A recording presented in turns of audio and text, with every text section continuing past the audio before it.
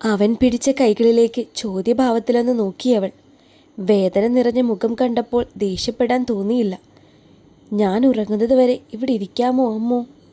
നീ അടുത്തിരിക്കുമ്പോൾ എനിക്കൊരു സമാധാനമാണ്, അവൻ ദയനീയമായി പറഞ്ഞു. ദയനീയമായി അവൻ്റെ മുഖം കണ്ടപ്പോൾ അവളിലെ പ്രണയിനി ഉണർന്നു വന്നിരുന്നു. അവൻ്റെ അടുത്തിരുന്ന് പതുക്കെ തലയിൽ തലോടാൻ തുടങ്ങി. ഷാംപൂവിൻ്റെ മണം കൈകളിൽ വ്യാപിച്ചുകൊണ്ടിരുന്നു. അവൻ്റെ കണ്ണുകൾ സുഖനിദ്രയിലേക്ക് പ്രാപിക്കുന്നത് അവൾ നോക്കിയിരുന്നു. അവൻ ഉറങ്ങിയെന്ന് ഉറപ്പായതും ഷീറ്റെടുത്ത് പുതപ്പിച്ചു കൊടുത്തിട്ട് അടുക്കളയിലേക്ക് പോയി. അമ്മ എന്ത് ചെയ്യുകയാണിവിടെ? ആശുപത്രിയിൽ നിന്ന് എൻ്റെ മോളങ്ങ് കോലം കെട്ടില്ലേ? ഇന്നലെ അപ്പുറത്ത് തെങ്ങു കയറാൻ ആള് വന്നപ്പോൾ അമ്മ ഒരു കൂമ്പ് വാങ്ങിയിരുന്നു, അത് കുറുക്കുകയാണ്. അവരെ കെട്ടിപ്പിടിച്ച് തോളിൽ മുഖം പൂഴ്ത്തി. അമ്മയ്ക്കെന്നോട് എത്ര സ്നേഹമുണ്ട്! എൻ്റെ മോനോടുള്ളതിനേക്കാൾ സ്നേഹം എനിക്കിപ്പോൾ നിന്നോടുണ്ട്. കള്ളി കള്ളം പറയുന്നത് കണ്ടില്ലേ? സത്യമായിട്ടും കള്ളം പറഞ്ഞതല്ല, ഞാൻ ഹൃദയം തുറന്ന് പറഞ്ഞതാണ്. അവരുടെയും അവളുടെയും മിഴികൾ ഒരുപോലെ നിറഞ്ഞു.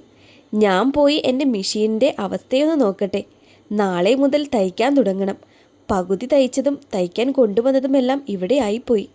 അവരോടൊക്കെ ഇനി എന്ത് സമാധാനം പറയും? ചിലരുടെയൊക്കെ തുണി അമ്മ എടുത്തു കൊടുത്തു മോളെ, അവർക്ക് അത്യാവശ്യമുള്ളതായിരുന്നു. അത് സാരല്ല, ഇനിയെല്ലാം ഒന്നേന്ന് തുടങ്ങണം. തയ്ച്ചിട്ടിനി സമൂഹ മാധ്യമത്തിലൂടെ നമ്മൾക്ക് വിൽക്കാൻ പറ്റുമോ എന്ന് ശ്രമിക്കാം. ഏതായാലും ഉടനെയൊന്നും അമ്മയുടെ മോന് ജോലിക്ക് പോകാൻ കഴിയില്ല. അത്രയും നാളും നമ്മൾക്ക് 3 പേർക്കും കഴിയണ്ടേ? പിന്നെ മരുന്ന് മേടിക്കണം, കറണ്ട് ബില്ല് അടയ്ക്കണം, ഒരുപാട് ചെലവുകളില്ലേ? ഞാനെങ്കിലും ജോലി ചെയ്തില്ലെങ്കിൽ ഒന്നും ശരിയാകില്ല. അമ്മയും കൂടി ജോലിക്ക് പോകാം മോളെ. അമ്മ ജോലിക്ക് പോയിട്ട് വീട് നോക്കേണ്ട കാര്യമൊന്നുമില്ല. എന്നെ കൊണ്ട് കഴിയും ഈ വീട് നല്ല രീതിയിൽ കൊണ്ടുപോകാൻ. അതിന് പറ്റിയില്ലെങ്കിൽ അക്കൗണ്ടിൽ പൈസ കിടപ്പുണ്ട്, അതെടുത്തായാലും നമുക്ക് കഴിയാം. അല്ലാതെ അമ്മ എങ്ങും പോകണ്ട. അമ്മയോട് കാര്യം പറഞ്ഞിട്ട് അവൾ പോയി മെഷീനിൽ എണ്ണയൊക്കെ ഇട്ട് വൃത്തിയാക്കി. വിൽക്കാൻ കുറച്ച് നൈറ്റിയും ചുരിദാറും കൂടി ഇരിപ്പുണ്ട്. നല്ല രീതിയിൽ അതിൻ്റെ 5-6 ഫോട്ടോ എടുത്ത് വിലയും എഴുതി അതൊക്കെ ഫേസ്ബുക്കിൽ പോസ്റ്റ് ചെയ്തു. സുഹൃത്തുക്കളുടെ വാട്സപ്പ് ഗ്രൂപ്പിലും ഇട്ടു. വണ്ടിയുടെ സൗണ്ട് കേട്ട് ഇറങ്ങി നോക്കിയപ്പോൾ രവിയാണ്. ചേച്ചി, ഇത് ഹരിയേട്ടൻ്റെ ഫോണാണ്. കേശവേട്ടൻ എടുത്ത് വെച്ചിരുന്നതാണ്. ഇപ്പോഴാണ് എൻ്റെ കയ്യിൽ തന്നത്. ആ സ്മാർട്ട് ഫോൺ കയ്യിൽ വാങ്ങുമ്പോൾ അവൾക്ക് എന്തോ ഒരു വല്ലായ്മ തോന്നി. ഹരിയേട്ടൻ എന്തെടുക്കുവാണ്? ഉറക്കാണ്. അവളുടെ ശ്രദ്ധ അവിടെയെങ്ങുമല്ലെന്നറിഞ്ഞപ്പോൾ രവി യാത്ര പറഞ്ഞു പോയി. ആ ഫോണിൽ ശാരിയെ വിളിക്കുമോ എന്ന ചിന്ത അവളുടെ അന്തരാത്മാവിനെ വരെ കുഴക്കി. ചാർജ് ഇല്ലാതിരുന്ന ഫോൺ മുറിയിൽ കൊണ്ടുപോയി ചാർജ് ചെയ്യാൻ വെച്ചു.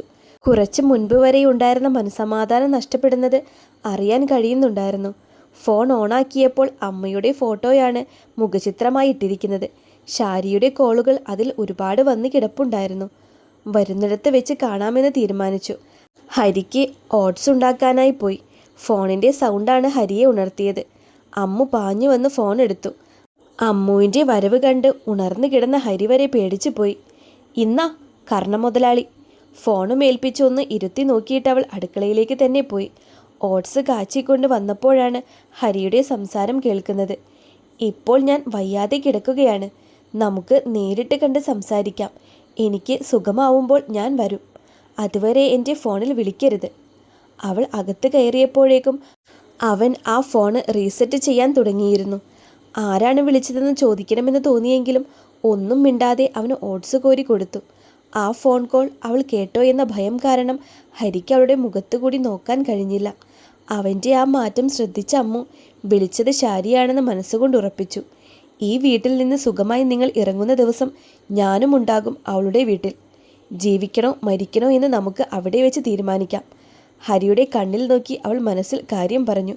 ഭയം കാരണം അവളുടെ മനസ്സിൽ ചിന്തിക്കുന്നതോ കണ്ണിൽ നോക്കി മൊഴിയുന്നതോ ഒന്നും അറിയാൻ വയ്യാത്ത ഒരു അവസ്ഥയിലായിരുന്നു ഹരി.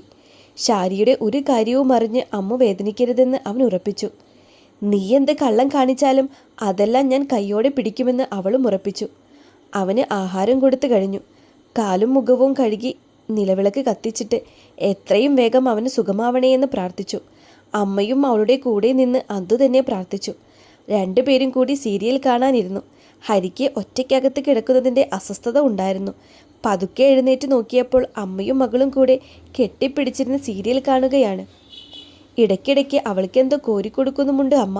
പതുക്കെ നടന്ന് അവരുടെ അടുത്തെത്തണമെന്ന് ആഗ്രഹം തോന്നിയെങ്കിലും ഒരു ചെറിയ കൈപ്പിഴയെങ്കിലും സംഭവിച്ചാൽ ഇനിയും ആശുപത്രിയിലാവുമെന്ന ചിന്ത അവനെ ആ ഉദ്യമത്തിൽ നിന്ന് പിന്തിരിപ്പിച്ചു.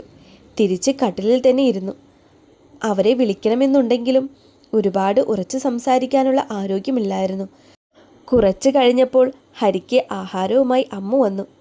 മുഖത്തിനൊരു കടുപ്പ് എന്താണ്? കടന്നല് കുത്തിയതാണോ?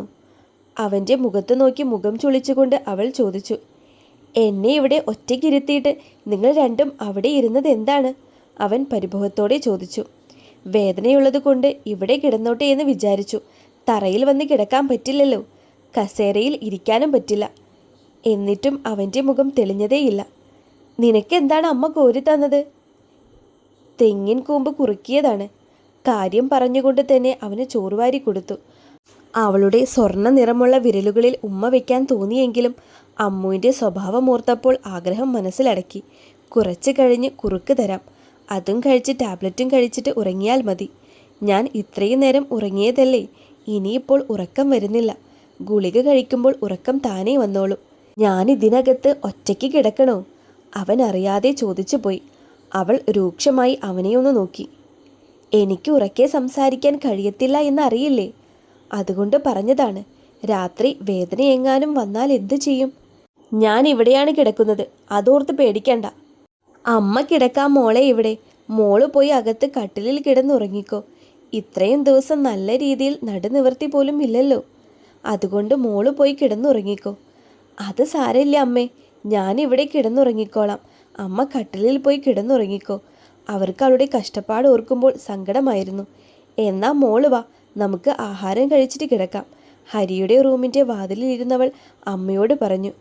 ഇവിടെ ഇരുന്ന് കഴിക്കാം. അമ്മ ചോറിട്ടുകൊണ്ട് വരുമോ? ശാരദ ഒരു പാത്രത്തിൽ ചോറെടുത്തുകൊണ്ട് വന്നു. അവൾക്കും വാരിക്കൊടുത്ത് അവരും കഴിച്ചു. അമ്മ എത്ര നാളായി എനിക്ക് ചോറ് വാരി തന്നിട്ട്?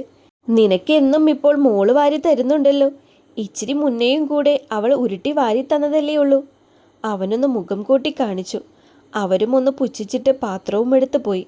മോള് വന്നതിന് ശേഷം ഇവന് വലിയ കുശുമ്പാണ്. ഞാൻ ആശുപത്രിയിൽ വെച്ച് പല പ്രാവശ്യം ശ്രദ്ധിച്ചതാണ് ഇവൻ്റെ കുശുമ്പ്. അവൾ ഒരു പുഞ്ചിരിയോടെ അതെല്ലാം കേട്ടു നിന്നു.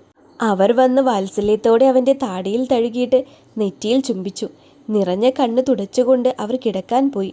ഹരിക്ക് കുറുക്കും കൊടുത്ത് ഗുളികയും കൊടുത്തിട്ട് കട്ടിലിന് താഴെ പാവിരിച്ചിട്ട് കിടക്കാൻ തുടങ്ങി അമ്മു. അവൾ ആ കട്ടിലിൽ അവൻ്റെ കൂടെ കിടന്നെങ്കിൽ എന്ന് അവൻ അമിതമായി ആഗ്രഹിച്ചു. ചിന്തിക്കുന്ന തെറ്റോർത്തപ്പോൾ ഞാൻ ഒരിക്കലും നന്നാവത്തില്ലേ എന്നവൻ സ്വയം ചോദിച്ചുപോയി. അന്ന് ആദ്യമായി ഹരിയും അമ്മുവും ഒരു മുറിയിൽ ഒന്നിച്ചുറങ്ങി. ഇടയ്ക്കിടയ്ക്ക് അവൾ ഉണർന്ന് ഹരിയെ നോക്കുമായിരുന്നു. അതുകൊണ്ട് തന്നെ നല്ല രീതിയിൽ അവൾക്ക് ഉറങ്ങാൻ പറ്റിയിരുന്നില്ല. ആദ്യം ഉണർന്നത് ഹരിയാണ്. ചരിയാനോ തിരിയാനോ പറ്റാത്തതുകൊണ്ട് കിടന്നുറങ്ങുന്ന അവളെ അവന് കാണാൻ പറ്റുമായിരുന്നില്ല. പതുക്കെ എഴുന്നേറ്റിരുന്ന് അവളെയൊന്ന് നോക്കി.